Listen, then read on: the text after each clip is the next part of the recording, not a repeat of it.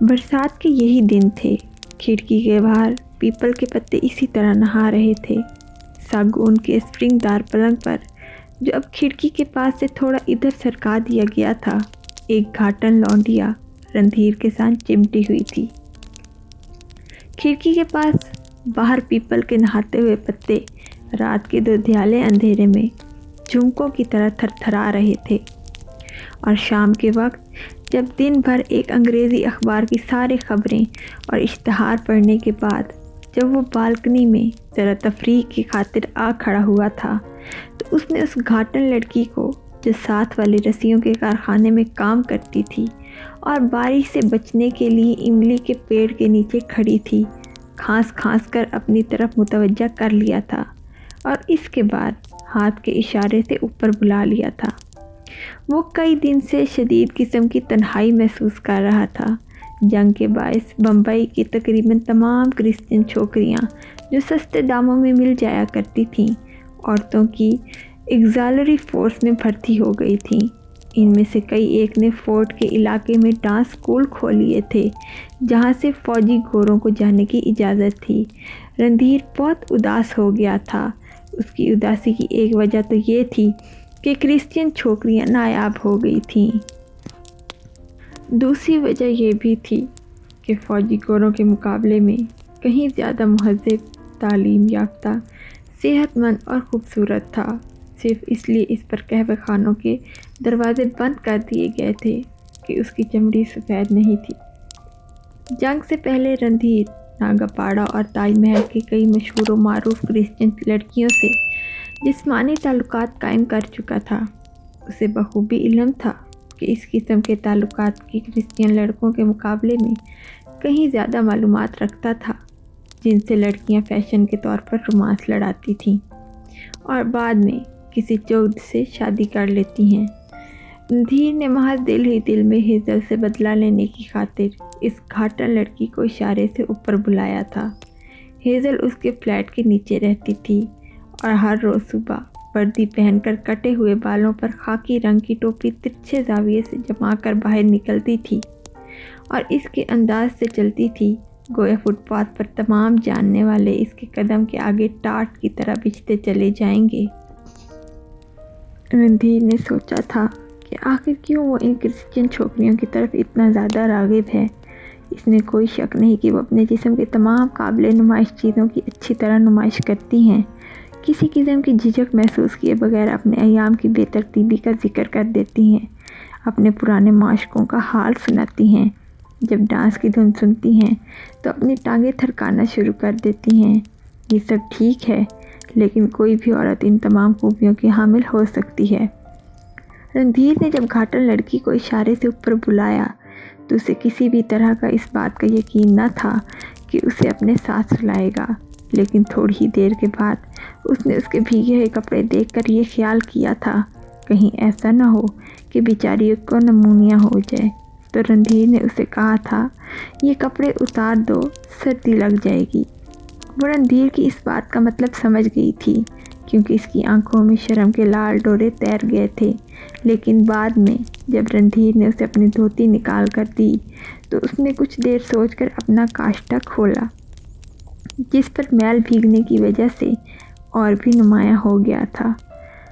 کاشتہ کھول کر اس نے ایک طرف رکھ دیا اور جلدی سے دھوتی اپنی رانوں پر ڈال لی۔ پھر اس نے اپنی پھیسی پھیسی چولی اتارنے کی کوشش کی، جس کے دونوں کناروں کو ملا کر اس نے ایک گانٹھ دے رکھی تھی۔ وہ گانٹھ اس کے تندرست سینے کے مگر میلے گھڑے میں جذب سی ہو گئی تھی۔ دیر تک وہ اپنے گھسے ہوئے ناخنوں کی مدد سے چولی کی گانٹھ کھولنے کی کوشش کرتی رہی، جو بھیگنے کی وجہ سے بہت زیادہ مضبوط ہو گئی تھی۔ جب تھک ہار کر بیٹھ گئی تو اس نے مراٹھی زبان میں رندھیر سے کچھ کہا، جس کا مطلب یہ تھا، میں کیا کروں، نہیں کھلتی۔ رندھیر اس کے پاس بیٹھ گیا اور وہ گرہ کھولنے لگا۔ تھک ہار کر اس نے ایک ہاتھ میں چولی کا ایک سرا پکڑا اور دوسرے ہاتھ میں دوسرا، زور سے کھینچا، گرہ ایک دم پھسلی۔ رندھیر کے ہاتھ زور میں ادھر ادھر ہٹے اور دو دھڑکتی ہوئی چھاتیاں نمودار ہوئیں۔ لمحہ بھر کے لیے رندھیر نے سوچا کہ اس کے اپنے ہاتھوں نے اس گھاٹن لڑکی کے سینے پر نرم نرم گندی ہوئی مٹی کو ماہر کمہار کی طرح 2 پیالوں کی شکل بنا دی ہے۔ اس کی صحت مند چھاتیوں میں وہی گدراہٹ، وہی جاذبیت، وہی طراوت، وہی گرم گرم ٹھنڈک تھی جو کمہار کے ہاتھوں سے نکلے ہوئے تازہ تازہ کچے برتنوں میں ہوتی ہے۔ مٹمیلے رنگ کی ان جوان چھاتیوں میں جو بالکل بے داغ تھیں، ایک عجب قسم کی چمک ماحول تھی۔ سیاہ مائل گندمی رنگ کے نیچے دھندلی روشنی کی ایک تہہ سی تھی جس نے ایک عجیب و غریب قسم کی چمک پیدا کر دی تھی، جو چمک ہوتے ہوئے بھی چمک نہیں تھی۔ اس کے سینے پر چھاتیوں کے یہ ابھار ایسے دیے معلوم ہوتے تھے جو تالاب کی گدلے پانی پر جل رہے ہوں۔ برسات کے یہی دن تھے۔ کھڑکی کے باہر پیپل کے پتے اسی طرح کپکپا رہے تھے۔ لڑکی کے دونوں کپڑے جو پانی میں شرابو ہو چکے تھے ایک غلیظ ڈھیری کی طرح فرش پر پڑے تھے اور رندھیر کے ساتھ چپٹی ہوئی تھی۔ اس کے ننگے اور میلے بدن کی گرمی رندھیر کے جسم میں وہ کیفیت پیدا کر رہی تھی جو سخت سردیوں میں بھی نائیوں کے غلیظ گرم حمام میں نہاتے وقت محسوس ہوا کرتی ہے۔ ساری رات وہ رندھیر کے ساتھ چپٹی رہی۔ دونوں جیسے ایک دوسرے کے مدغم ہو گئے تھے۔ انہوں نے بامشکل 1-2 باتیں کی ہوں گی کیونکہ جو کچھ بھی ہو رہا تھا سانسوں، ہونٹوں اور ہاتھوں سے طے ہو رہا تھا۔ رندھیر کے ہاتھ ساری رات اس کی چھاتیوں پر ہوائی لمپس کی طرح پھرتے رہے، چھوٹے چھوٹے چوچیاں اور موٹے موٹے مسام جو چاروں طرف ایک سیاہ دائرے کی شکل میں پھیلے ہوئے تھے اس ہوائی لمپس سے جاگ اٹھے اور اس گھاٹن لڑکی کے سارے جسم میں ایک ارتعاش پیدا ہو جاتا کہ رندھیر خود بھی لہر کی طرح کپکپا اٹھتا۔ ایسی کپکپاہٹوں سے رندھیر کا سینکڑوں بار واسطہ پڑ چکا تھا۔ وہ ان کو بخوبی جانتا تھا۔ کئی لڑکیوں کے نرم و نازک اور سخت سینوں سے اپنا سینہ ملا کر کئی راتیں گزار چکا تھا۔ وہ ایسی لڑکیوں کے ساتھ بھی رہ چکا تھا جو بالکل اس کے ساتھ لپٹ کر گھر کی وہ ساری باتیں سنا دیا کرتی تھیں جو کسی غیر کے لیے نہیں ہوتیں۔ وہ ایسی لڑکیوں سے بھی جسمانی تعلق قائم کر چکا تھا جو ساری محنت کرتی تھیں اور اسے کوئی تکلیف نہیں دیتی تھیں، لیکن یہ گھاٹن لڑکی جو پیڑ کے نیچے بھیگی ہوئی تھی اور جسے اس نے اشارے سے اوپر بلا لیا تھا مختلف تھی۔ ساری رات رندھیر کو اس کے جسم سے ایک عجیب قسم کی بو آتی رہی تھی، اس بو کو جو بیک وقت خوشبو بھی تھی اور بدبو بھی۔ وہ تمام رات پیتا رہا تھا، اس کے بغلوں سے، اس کی چھاتیوں سے، اس کے بالوں سے، اس کے پیٹ سے، ہر جگہ سے یہ جو بدبو بھی تھی اور خوشبو بھی رندھیر کے ہر سانس میں موجود تھی۔ تمام رات وہ سوچتا رہا تھا کہ یہ گھاٹن لڑکی بالکل قریب ہونے پر بھی ہرگز اتنا قریب نہیں ہوتی اگر اس کے جسم سے یہ بو نہ اڑتی۔ یہ بو جو اس کے دل و دماغ کی ہر سلوٹ میں رینگ رہی تھی اس کے تمام پرانے اور نئے خیالوں میں رچ گئی تھی۔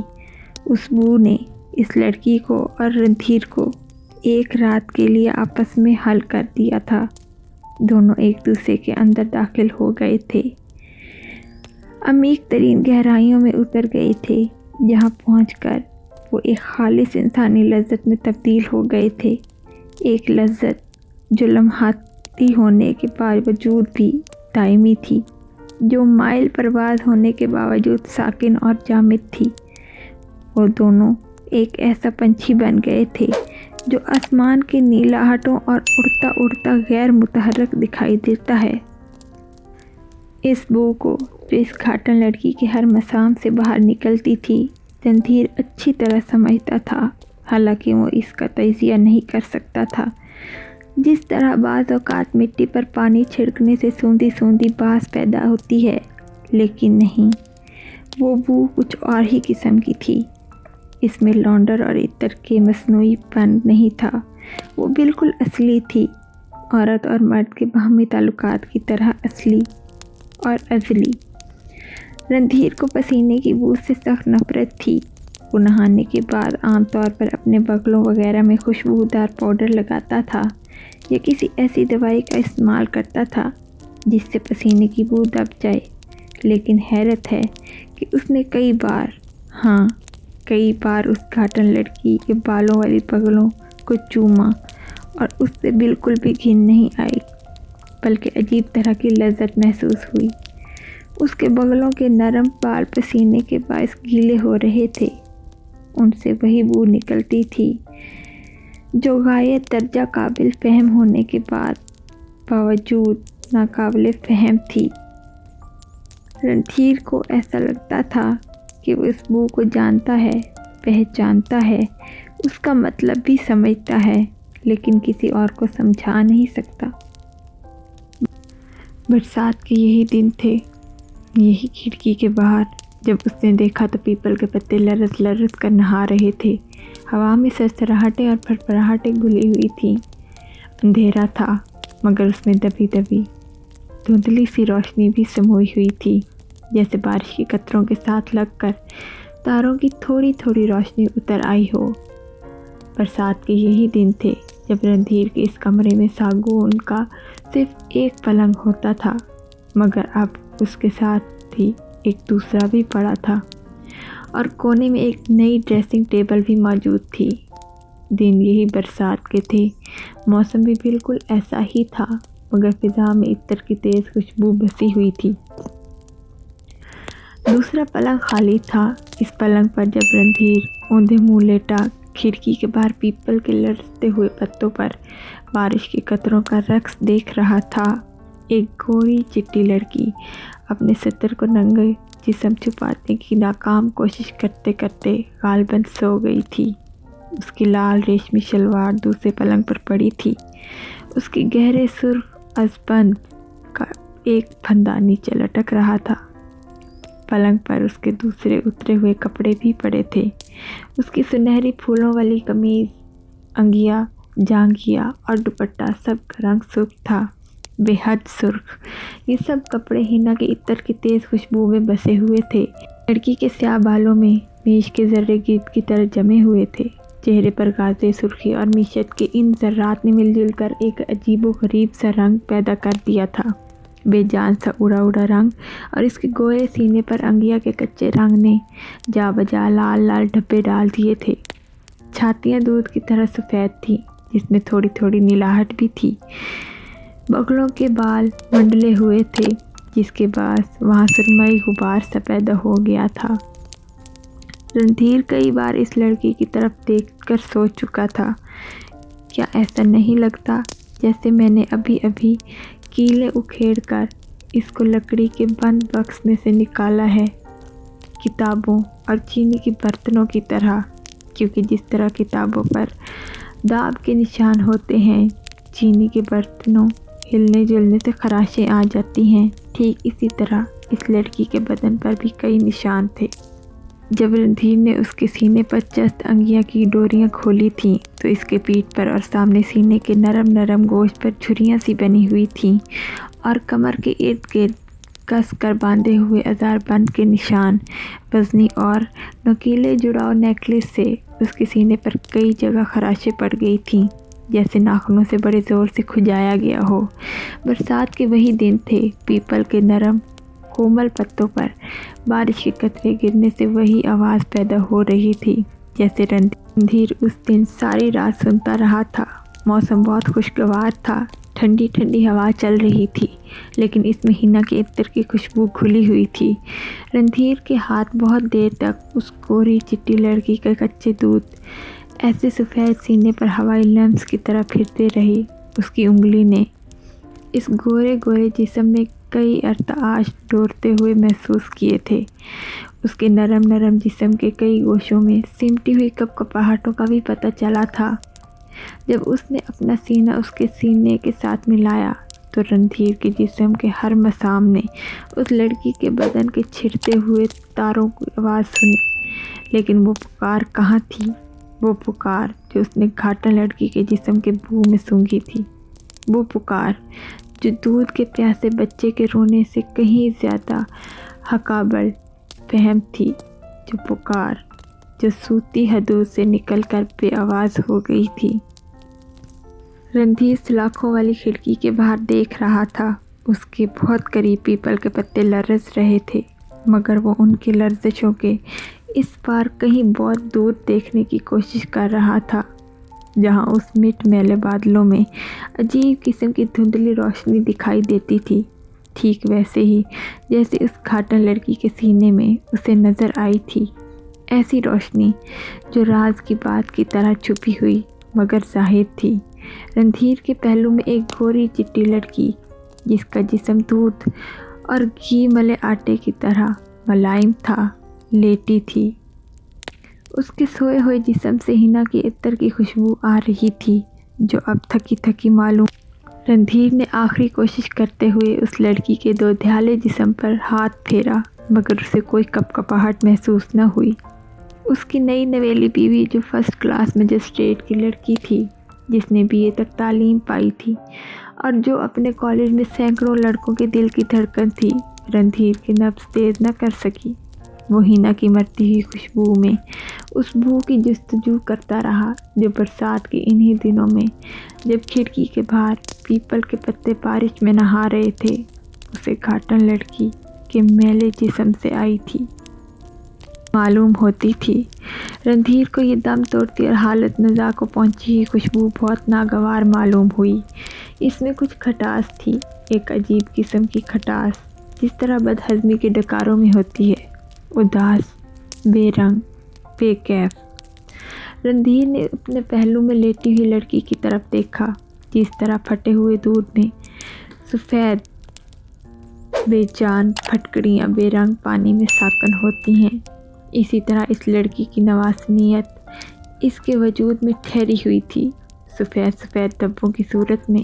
اصل میں رندھیر کے دماغ میں وہ بو بسی ہوئی تھی، جو اس گھاٹن لڑکی کے جسم سے بغیر کسی بیرونی کوشش کے باہر نکل رہی تھی۔ وہ بو جو حنا کے عطر سے کہیں زیادہ ہلکی پھلکی اور دور رس تھی، جس میں سونگھنے جانے کا اضطراب نہیں تھا، جو خود بخود ناک کے راستے داخل ہو کر اپنے صحیح منزل پر پہنچ گئی تھی۔